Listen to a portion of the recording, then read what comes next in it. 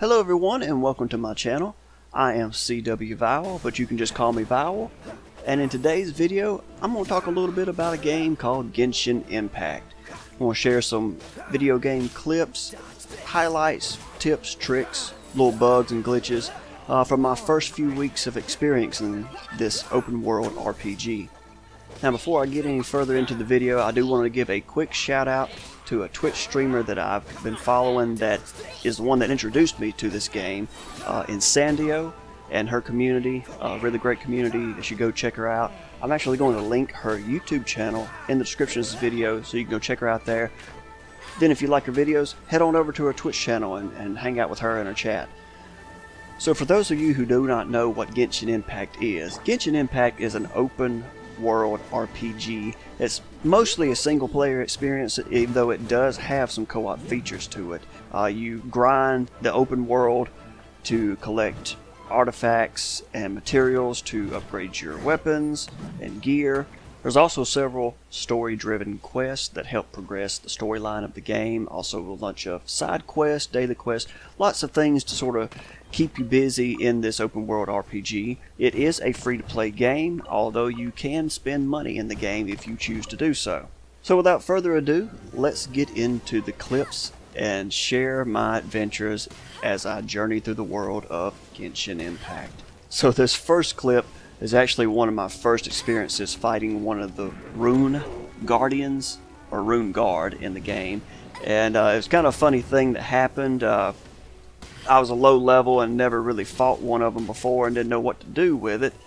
But I did get lucky and managed to glitch out the character, as you can see here. Somehow it managed to get up on top of the little pillar and then it got stuck. That made it a little bit easier for me to not have to worry about trying to run away from it, except for whenever it would fire its rockets at me. So like I said, this was the first time fighting the character, so this was a long drawn out battle, just using the archer.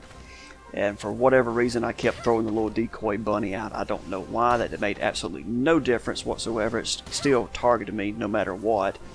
But slowly but surely I wore the thing down and defeated it without it managed to get to me.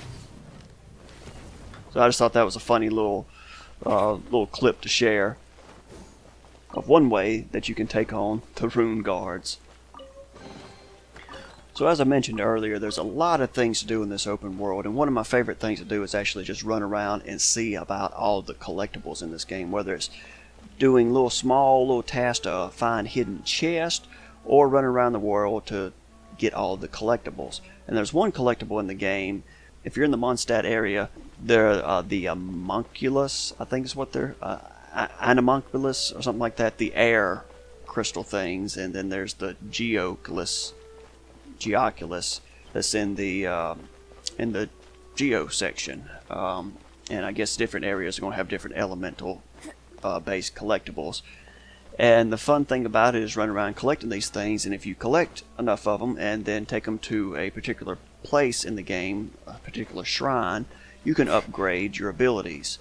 And so it's sort of an incentive to run around and collect all these things because you have a reason to get it. You actually get a boost. It's not just a little, collectible you can just mark off the list and say, hey, I got all these things, and you don't really get anything for it. So I really enjoy that part of the game as well. And as you can see in this clip, sometimes these collectibles are in little oddball places, so I had to climb up that set of pillars and everything in order to get to that homunculus that's in the archway area. And as we end out this clip, as I glide in, the place that I sat down at is in front of a little sundial. It's sort of a prelude to another clip that I'm going to get to in a future video of a particular boss or quest that happens in this setting right here. So look forward to that. So yet another thing that you can do in this open world is track down these little ghost spirit things called Seelies, if I remember the name of them correctly. They're just scattered about the open world, and they're floating around in oddball places similar to how the homunculus crystals are scattered about in oddball places. As you can see here, I'm looking around for one. I see the the home for it. That's the little pillar that you're supposed to guide the little Seelie back to. But if you look around, you see the little Seelie up on top of that archway. So the goal here is that you have to find these little critters and go touch them and then guide them back to their home.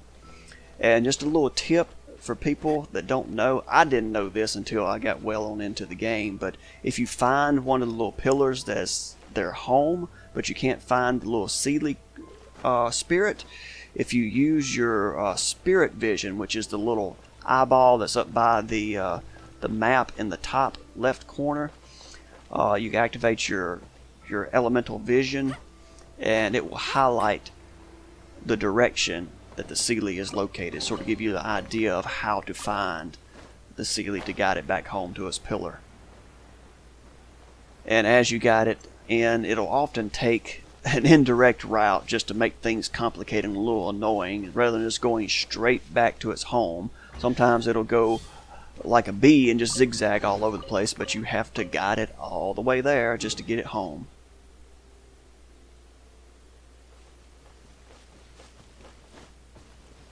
So in this clip here, this is yet another Seelie that I guide home. But interesting thing about these Seelies that there's 3 of them in total, and this is the 3rd one I'm just putting into place. This is actually going to activate a burst of wind that you're going to use to glide up. That's going to be the entrance to the Spiral Abyss, which is going to be like a little gauntlet challenge that you can enter, and that's what that glowy circle is right there, and I'll enter it in just a moment. But first, I wanted to get to this chest that's protected by a wind barrier, and the only way to get inside it is to glide over the top of it and then fall down. But as you're going to see in this little funny clip, my aim is just a little bit off, and yeah, so yep, it happens like that sometimes. You miss the hole. You can take that as you will. That's more like it. But second time's the charm. We're going to give it another shot, glide up, and see if we can't get the chest this time. And also another useful tip is that there is an interactive map that I'm going to link a website in the description that will help you out immensely if you're wanting to be able to collect all these items. It marks all the locations of all these collectibles, whether it's the chest, your resources, these little shrine collectibles. It's all on this interactive map, and it will save you a lot of time if you go ahead and start using this map and checking off each item as you find it, because it will save you a lot of headache if you decide to go back and backtrack and start collecting all the items. So look for that down in the description. Trust me, you will thank me later for it. So now that I've gotten the chest, now it's time to go over to the island where the Spiral Abyss is located.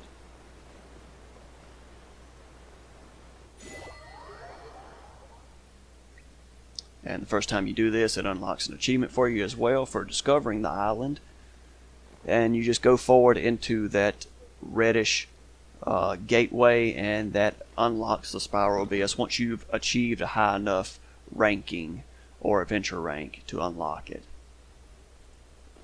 So remember all those homunculus collectibles that I mentioned earlier in the video?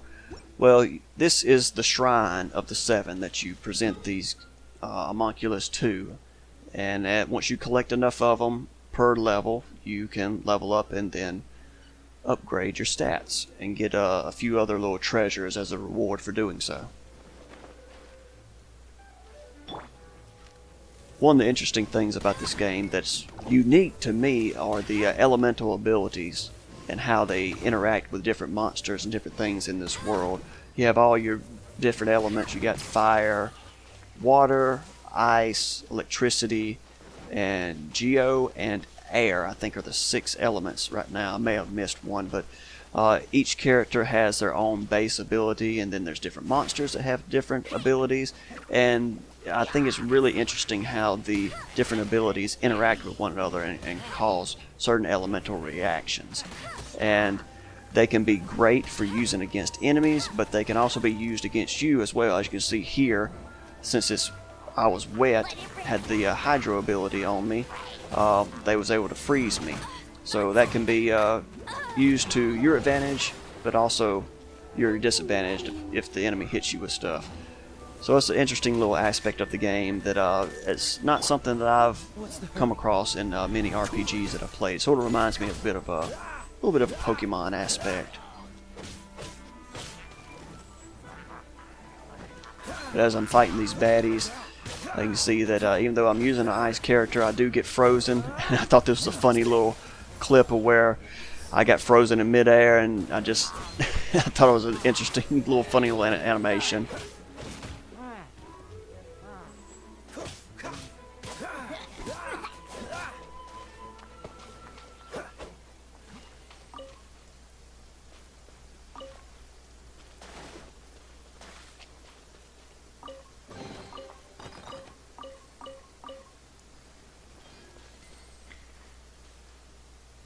So in this next clip here, this is my first experience fighting one of the elite bosses. This is the air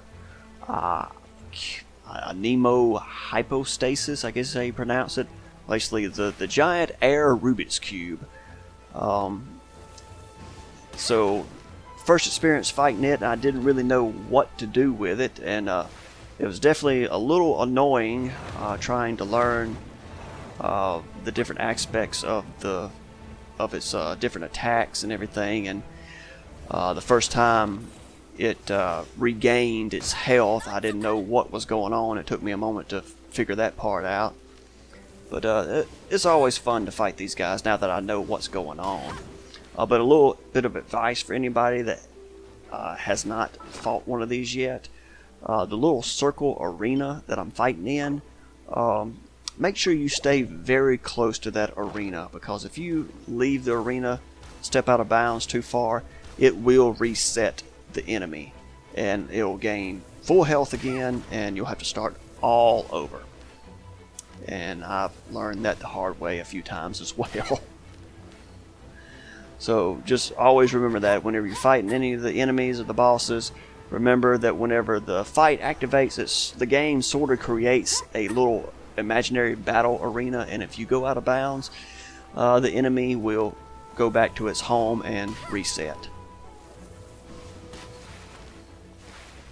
And another little quick tip while I'm thinking about it, you notice that as I'm fighting this monster, it is raining. So that's another tip. If you are having issues with a particular enemy or boss or something like that, if you're patient enough and you have some characters that have some elemental reactions to hydro or enemies that are wet, you could wait until it rains to get that little extra damage boost. But keep in mind that you will also be affected by the hydro effect and the wet effect, so that could backfire on you as well. So I believe that's going to wrap up this video. It wasn't anything particularly groundbreaking or some hidden secret or anything in this video, but I do hope you found the video entertaining and a little bit interesting, and maybe learned a few little tips that you had maybe not even thought about. In the future, I'm going to make a few more clip videos of my experience playing Genshin Impact. I have a few more interesting things that have happened throughout my journey. So look forward to that video in the coming weeks. Hope you guys have a great day. And remember, good luck, have fun. Later, guys.